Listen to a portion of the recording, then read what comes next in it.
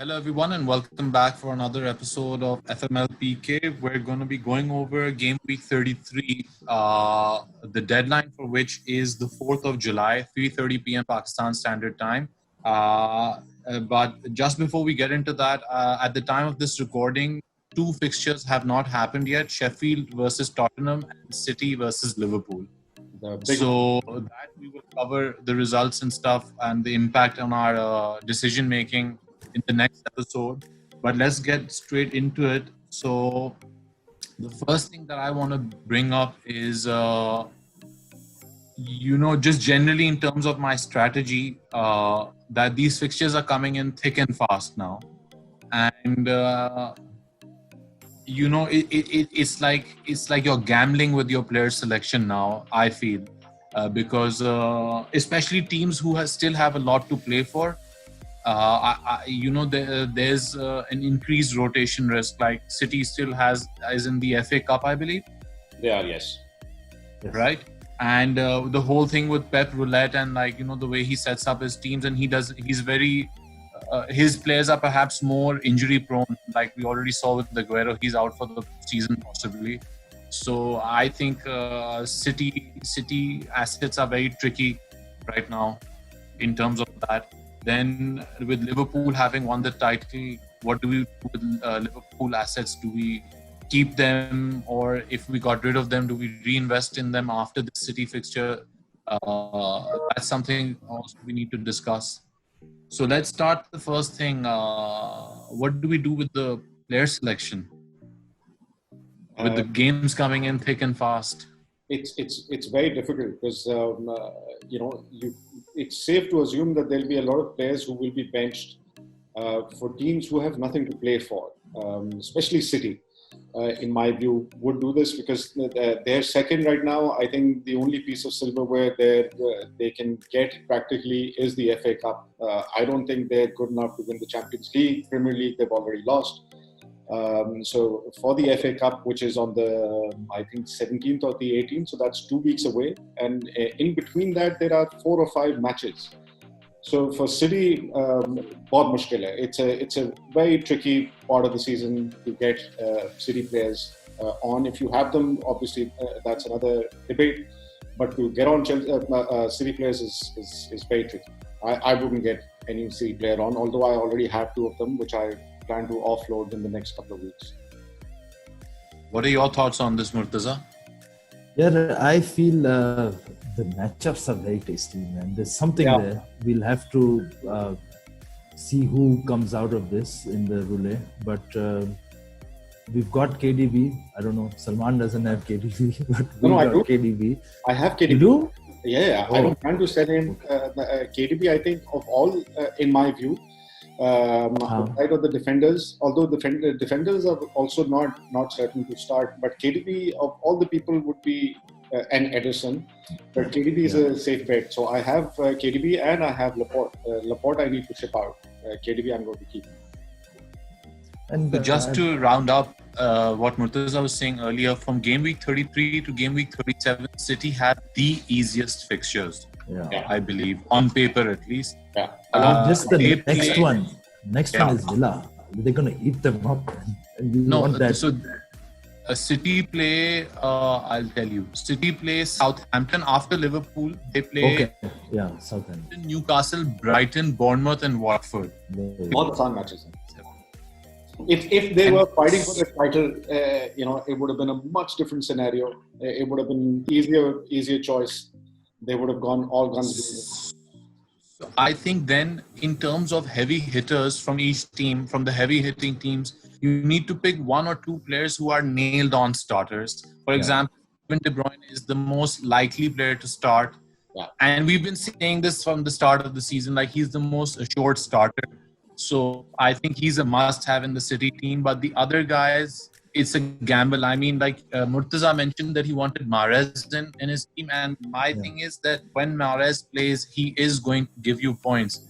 He's not going to play every week.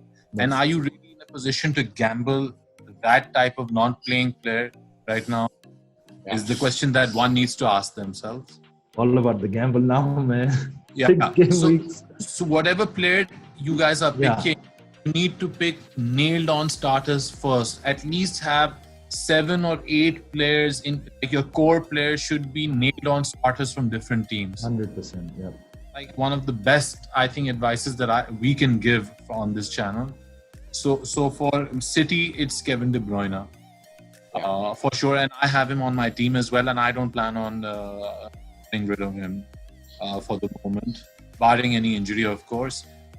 Then let's talk very quickly about Manchester United assets, because they also have some very easy fixtures. They play Bournemouth, Aston Villa, Southampton, Crystal Palace, and West Ham United next.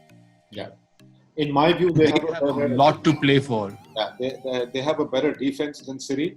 They have a lot to play for, especially after Chelsea lost yesterday. And so I would prefer United assets over City any time. So pick 3 United assets right now. Who are your top 3 United assets? Here, Wan-Bissaka, Fernandes. Okay. What about you, Murtaza? I'd pick Rashford, Martial, and Bruno. Okay.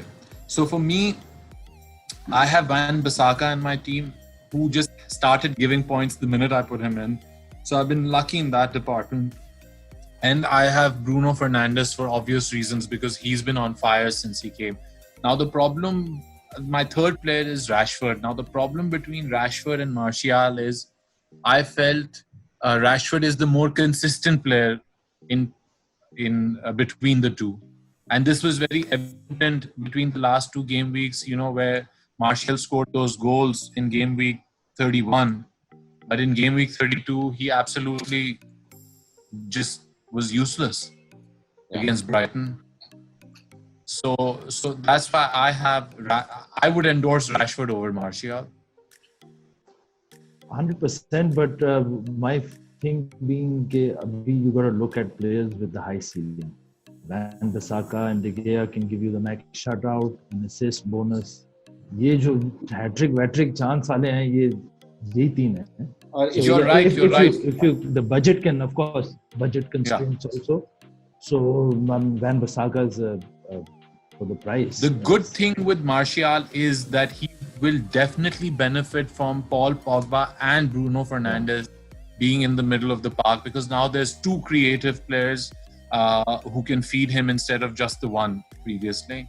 So that definitely benefited him. We've always said Martial's not been the fittest all throughout the season, and then this back to back, he's been playing everything. It's going to take a toll, and he's been injured already this season, right? So the reason why I'm choosing a goalkeeper instead of a forward, they've got a lot of goal scorers. So they've got Martial, they've got Rashford, Pogba, and Fernandes.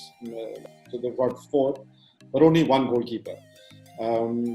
In all likelihood, they will keep clean sheets, probably 4 or 5 out of the next 6-7 games that they have. And so I'm just playing safe. Although, to be honest, the players like Rashford, Martial, and Pogba have the ability to get double-digit hauls in any of these games. So I'm just playing it a little safe. Yeah. All right. So while we're on the subject of keepers, then how about Nick Pope? Yeah, Pope has been amazing. The goalkeeper of the season for me. It's just simply amazing. The Burnley defense won, and then secondly Pope himself, super. I used my free hit this week and I put Pope in. Great results. Okay. And then how about Henderson of Sheffield United? Do you think we'll see more clean sheets as the season closes out? Yes. Because they've got some tough fixtures next. They play Burnley, Wolves, Chelsea, Leicester, Everton. So they can Burnley ke saath masla, they've got quite a few injuries now. Rodriguez isn't playing, Barnes isn't playing. So up front, I don't think they have anything left. And especially what you said right at the beginning, with these congested fixtures coming up, injuries, the chances of injuries higher. I think that's a clean sheet that they will keep. Although I feel that they haven't been as strong post after the restart as they were before. They conceded 3 against Newcastle, 3 against United. Against Newcastle, Henderson was playing. Against United, obviously he wasn't. I see. So let's talk about, let's move on a little bit because we have limited time and I want to get through this quickly. Harry Kane. Yeah. What are your thoughts on Harry Kane? Man. Well taken goal against West Ham. He looked like the old Harry Kane. He showed glimpses of the old Harry Kane. He's had time to recover. You know, like these 3 months that football has been off. Like, yeah. So does he enter our thoughts as a serious contender now? Yes. So I should be getting him in place of Oba in the next 2-3 weeks. I have some other fixes to do. Agar wo na hota to I would have probably brought Kane in very soon. Oba doesn't have easy games coming up. So in terms of attacking fixtures and the ease of fixtures, Tottenham have the third easiest fixtures on paper after United and City. They play Everton, Bournemouth, Arsenal, Newcastle and Leicester between game week 33 and game week 37. Wow. Almost all of them are conceding teams. Yeah. Versus, let's say you mentioned Aubameyang. So Arsenal, on the other hand, play Wolves, Leicester, Tottenham, Liverpool and Villa between 33 and 37. I think personally that Arsenal are a bit of a mess right now. Yeah. So I wouldn't jump on the Aubameyang bandwagon just because he scored those 2 goals. I would still be very wary of getting him in. I have Oba. Unfortunately, I also have Pepe, who played only 8 minutes. So I've got some fixes to do. I don't have Bisaka. Usko leke aana hai. So Oba will go at some point in time. Okay. But I see. Right.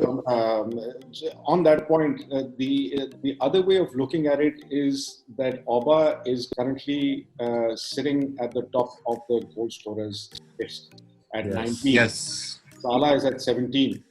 Mane, I think, is at 16 or 15. And Vardy is at 19. So that golden boot, which Oba got last season, is something that he would be really gunning for. Obviously. He wants it again. He wants it again. Yeah. You know, that's the top prize for an individual any season. So yeah, let's see. All right. So then, all right, let's talk about our individual teams now. Am I missing anything? I mean, those are the hot points. Like, who do we pick in United and like Harry Kane and versus Oba and like the fixture congestion and what your strategy should be in terms of when you're getting in a player, you should try to get a nail-on starter. So let's talk about our individual teams and who can I get your views on the please. budget forward? I know DCL's a good pick, hot pick right now. Ings is a little bit out of budget now for that 7+. I mean that 6.5 range. Are you looking at schedule-wise, maybe going for Origi for Liverpool with Firmino being rotated, or since they have very tasty fixtures coming up, Villa, I mean, that's a perfect chance for them to take a break after the City. Okay. So the thing is, I took out Mane. I had Mane in my team. I took him out for the City fixture. And I have DCL in my team. I'm not going to make any changes. I'm definitely not going to get Ings in because they play City, Everton and United next. So I feel like his performance is going to taper off in these next 3 matches. Maybe some people will jump on the bandwagon, but I think they will be fairly disappointed. I'm going to stick with my current team. And yeah, that's pretty much it. What about this guy Salman had pointed out from Newcastle, Saint Maxim? He's a midfielder. Saint Maxim. He's a midfielder. Maximum Again, points man, this week. Newcastle are a inconsistent team. They have made a formation change which seems to have suited them, and they do have a juicy fixture coming up next. They play West Ham at home, but after that they play City, Watford, Tottenham and Brighton. So they have some good fixtures and some bad fixtures. So and again, he's a midfielder. So my midfield is already stacked. It doesn't make sense for me to even look at him. So in terms of forward, if you're going to bench, then Ayu. If you're not going to bench, then Mope. Mope, I think is 5.7. Ayu is 5.3. Show starters. Both have the capability of scoring goals. Brighton ke case mein, I don't think there's anybody else who has the capability of scoring goals apart from Maupay. So these would be the ones I would put in as budget picks. Going to come up that we haven't discussed, because obviously we can't go over everything at this point with the way things are set up. So I'll start off with my team. So the focus of my team right now is on two teams, which is United and Wolves. I have 3 players each from those two teams. I have Doherty, I have Saez, and I have Jimenez from the Wolves, and I have Fernandes, Rashford, and Wan-Bissaka from United. I don't plan to make any changes this week, especially since I took a hit last week to get Rashford in. And that's pretty much what I'm sticking with. And then the further players I have in midfield, like the one player we haven't discussed is Son of Tottenham. And the reason I waited was because I wanted to discuss Harry Kane first and like what his return means for Son's output. I definitely think that Son goes with our theme of nailed on starters, but I do believe that his output is slightly affected by Kane's availability. Yeah, he's performed really well whenever Kane is injured, has been injured. He performs well despite Kane being there or not, but I'm talking about purely in terms of fantasy, his output does drop whenever Kane is there. The Son takes up Kane's position when Kane is not there. He moves up front. Now he's back in behind Kane. But Son is the question I would be asking is myself right now is that do I want to drop Son and reinvest in a Liverpool asset? So of the Liverpool assets, I think Salah should be the one to get if you have the money. Uske alawa, Salah and Mane are the same price. Otherwise, no one else. No one else. So Henderson and Wijnaldum, Ox, they don't make sense. Just these two. They're going for Golden Boot. Liverpool is not going to step off the gas. They're not in the FA Cup. So I don't see Salah not starting. Okay, so then why don't you discuss your team a little bit, Salman? Like what is how's your team composed right now? What are they composed of? What teams? There are quite a few problems with my team, and I think I got it wrong post the restart. I let go of Aguero, Trent, and Mane. I think that's where it went wrong. I got rid of Ings, Mane, and Trent. Brought in Aguero. Pepe is not starting too much. Traore is not starting. I've got 3 Arsenal players which I need to get rid of. I've got Grealish which I need to get rid of, and I've got Sharp. So my changes for this week are 2. I have to get in Bissaka, and the other person I'm going to get in is Fernandes. Grealish and Bellerin go out. Okay. And what about you, Murtaza?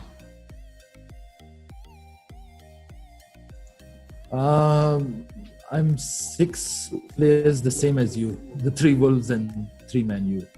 Okay. And I've taken a punt on Vardy, who's been disappointing, waiting for his 100th goal. And I flipped hope for Martinez for this game week. And I mean, you still got the clean sheet. Yeah. But 9 but versus... you probably didn't get the bonus points though. No, 9 points to Pope, man, versus 4. Yeah. I'm sitting at 60 points, but I don't have a Tottenham asset or anything. Okay. I see. So, who are you looking to captain this week then? It's going to be a tough one, but I think it's a Man U guy. Man U, same. I'm leaning towards Rashford.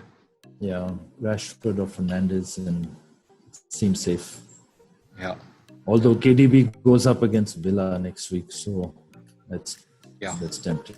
So, no. KDB will go against Southampton away. Sorry, Southampton. And United are against Bournemouth at home. I would say Bruno Fernandes or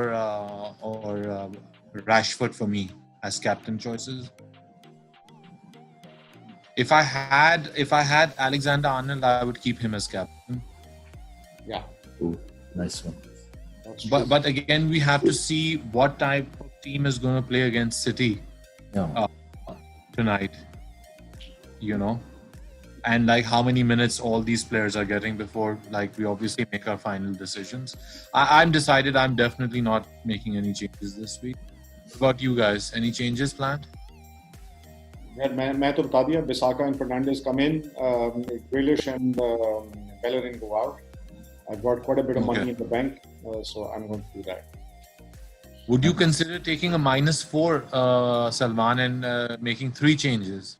I'm taking a -4 already on 2 changes.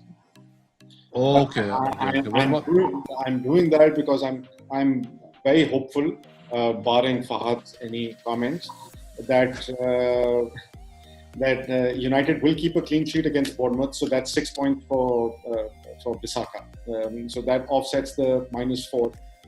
क्योंकि Bellerin को तो clean sheet नहीं रखेगा against Wolves, and then Fernandes, if he scores and assists, then I'm good, and I have 2 players for the game week 34 who are good to play. Bissaka gets an assist and I'm sorted. So 2 changes तो करने हैं मैंने, तीसरा नहीं. I've hardly ever done 3 changes.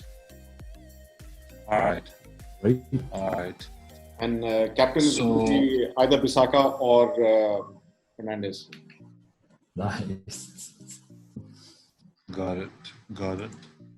All right. So I think that pretty much wraps it up for this episode. And I got Pulisic in right now, right after he scored the goal. But I was really looking at his fixtures and they seemed easy to me. And he got those 2 assists. I think he was unlucky not to get a goal. But again, don't fall for this Aubameyang trap right now. Unless you already have him in your team. Don't specifically take a hit or shuffle things around to get him in, because he does have difficult fixtures. And look at Wolves and United assets. They should make like the core of your team at this point. Yeah, true. But if you have him, don't drop him yet. He's going for the golden boot. Yeah. Obviously, if you have him in your team, you have no choice but to stick with him right now. But I wouldn't recommend dropping some other striker to get Aubameyang in right now. And same thing with Ings, dude. I think Ings' next 3 fixtures are going to be very difficult. Yeah. No point in having him. Yeah. So everyone, please stay safe. And remember, the deadline is July 4th, 3:30 p.m. Pakistan Standard Time. And good luck. Good luck. See you guys.